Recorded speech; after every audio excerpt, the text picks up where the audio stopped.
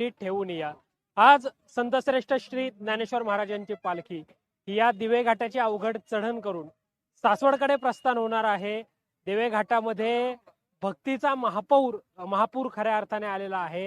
या ठिकाणी विठ्ठल नामाचा जयघोष करत हे सगळे वारकरी पंढरपूरच्या दिशेने मार्गस्थ झालेले आहेत। पंढरपूरच्या दिशेने पायी चाललेले आहेत। 18-19 दिवसाचा संपूर्ण असा हा अनुपम सुख सोहळा, ज्या अनुपम सुख सोहळ्याला हे सगळे वारकरी बांधव हे मोठ्या संख्येने, लाखोंच्या संख्येने या पायी पालखी सोहळ्यामध्ये चालल्याचं पाहायला मिळतंय। माऊली वारकरी आपल्या सोबत आहेत। माऊली रामकृष्ण रामकृष्ण हरी। कुठून आले तुम्ही? आम्ही नांदेड दरवर्षी येता पालखी? दरवर्षी येतो। काय यावर्षी कसं काय वाटतं वारीत चाललं? आम्हाला वारीत चालल्यानं फार मजा वाटते, आनंद वाटते, आनंद वाटते। तुम्ही कुठून आले माऊली? नांदेडला मोत्याच्या धानवरून। तुम्ही पण नांदेडवर? तुम्ही दरवर्षी येता वारीत? दरवर्षी येतात। तुम्ही कुठून आले माऊली? परभणी दरवर्षी येता का? दरवर्षी येतो। काय वारीत चालल्यावर काय वाटत? काय नाही, एक वेगळा आनंद, एक वर्षाची नवीन ताकद ऊर्जा मिळते आपल्याला। निश्चितच या ठिकाणी जर आपण पाहिलं तर मोठ्या संख्येनं हे सगळे वारकरी बांधव हे दरवर्षी या पायी पालखी सोहळ्यामध्ये चालत असतात। आषाढी कार्तिकी ही महाराष्ट्राची जी प्रवास करत पूर्ण पालखी मार्गावर प्रवास करत या पायी सोहळ्यामध्ये जे आहेत ते चालताना आपल्याला पाहायला मिळतात।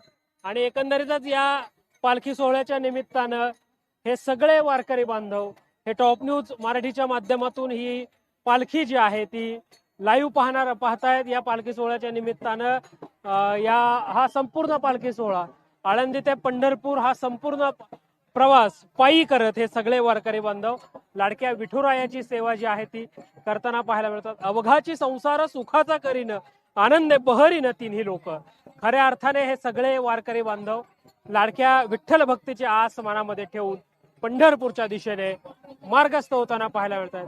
नाम तुझे घेता देवा होई समाधान म्हणत हे सगळे वारकरी बांधव हे पायी प्रवास अगदी यायचं म्हटलं तर अक्षरशः दमछाक होते।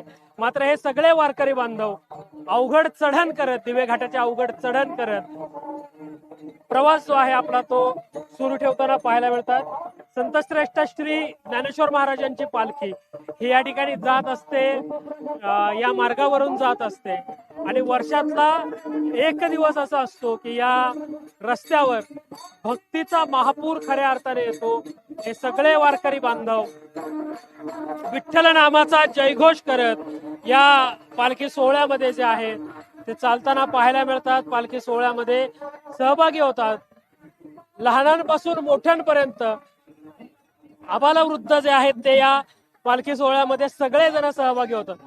संतश्रेष्ठ जगद्गुरु श्री तुकाराम पुन्हा कार्यक्षेत्रामध्ये आपल्या इच्छित स्थळी जे आहेत ते परततात। आषाढी एकादशी दिवशी भक्तीचा महापूर खऱ्या अर्थाने येतो। अवघे गरजे पंढरपूर कानडा चालला नामाचा गजर म्हणत हे सगळे वारकरी बांधव हे विठुरायाच्या भेटीसाठी जातात, विठुरायाचं दर्शन घेतात आणि आपल्या इच्छित स्थळी जे आहे ते पोहोचतात। आपण जर पाहिलं तर या एकाही वारकरी बांधवाच्या चेहऱ्यावर आपल्याला कुठल्याही प्रकारचा क्षीण, कुठल्याही प्रकारचा थकवा दिसत नाही। कारण विठ्ठल भक्तीची आस तो थकवा जाणवू देत नाही। कारण विठुरायाच्या भेटीसाठी, विठुरायाच्या दर्शनासाठी हे सगळे वारकरी बांधव पायी चाललेले आहेत। लाडका विठुराया फक्त प्रेमाचा भुकेला आहे। लाडका विठुराया हे विठुरायाचं वर्णन हे नाद ब्रह्म असं केलं जातं।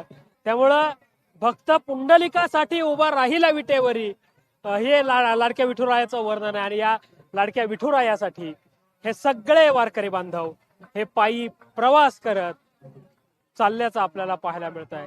खऱ्या अर्थाने विठूचा गजरहरी नामाचा झेंडा रोविला म्हणत हे सगळे वारकरी बांधव हे पंढरपूरच्या दिशेने मार्गक्रमण करताना आपल्याला पाहायला मिळत आहेत।